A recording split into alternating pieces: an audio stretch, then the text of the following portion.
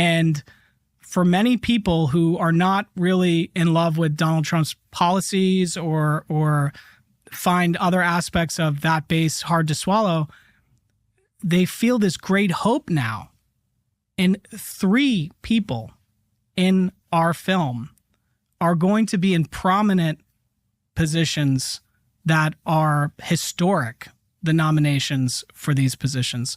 Jay Bhattacharya is going to run the NIH. Wonderful man. He's been smeared and maligned. He's a wonderful scientist and virologist. And he's a decent human being. A very decent human being and someone who cares about helping people. Yes, I totally He does not agree. have any pharmaceutical underwriting. Got no weird agenda. I totally No weird agree. agenda. Marty Makary. Yep. Okay, in the movie. Okay, Marty Makary is a wonderful doctor who did whatever he could to challenge some of the sort of subjective medicine that was happening during COVID. He believed in herd immunity. He believed in a lot of things that, were unpopular.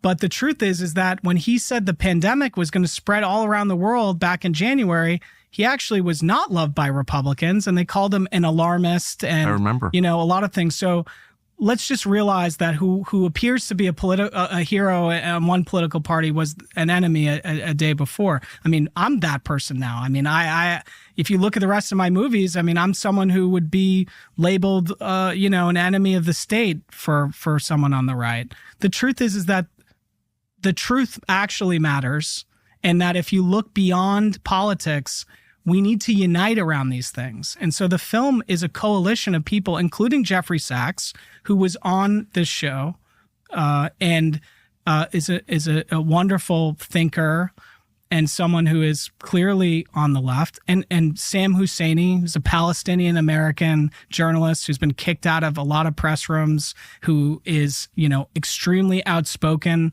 about what's happening in Israel and is obviously dismayed by what's happening in Gaza. And it goes against caste, right? That all of these people agree that COVID was completely and totally an inside job, a lab accident, that Anthony Fauci is, for lack of a better word, pure evil. And, that's what's needed now. And what's incredibly refreshing is many of these voices are now in nominations for huge posts that have been compromised for decades. The NIH has been compromised for decades. I mean, at least as long since 9/11, but potentially longer. And the FDA, I mean, that's been compromised for a long time now. And there's also other people. I mean, I was given permission to say this, but Andrew Huff, who's in our film, is undersecretary to RFK. You've got a guy who was a firsthand witness to the spying of a U.S.-funded nonprofit on a Chinese lab, and who worked for Peter Daszak's nonprofit, who was then harassed for years and called a lunatic and a lot of different things. And the truth is that he knew what he was talking about, and he's now in a position to use his knowledge of technology and use his knowledge of epidemiology to monitor pandemic threats. And I mean all pandemic threats, not the ones that, just come from nature.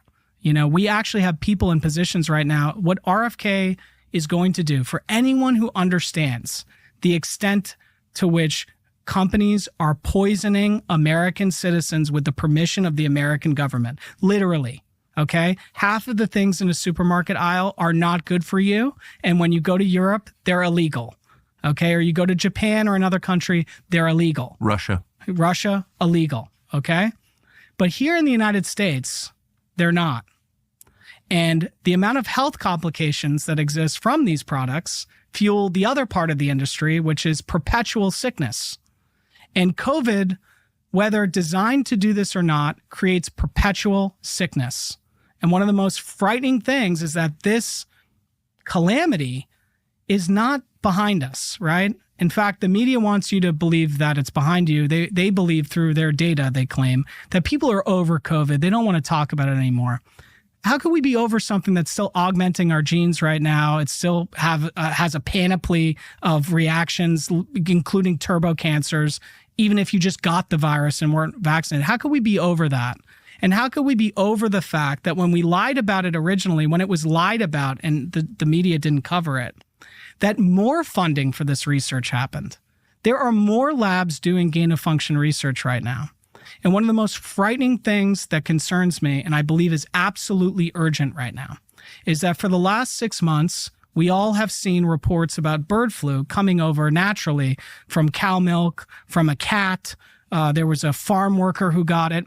And call me a cynical person.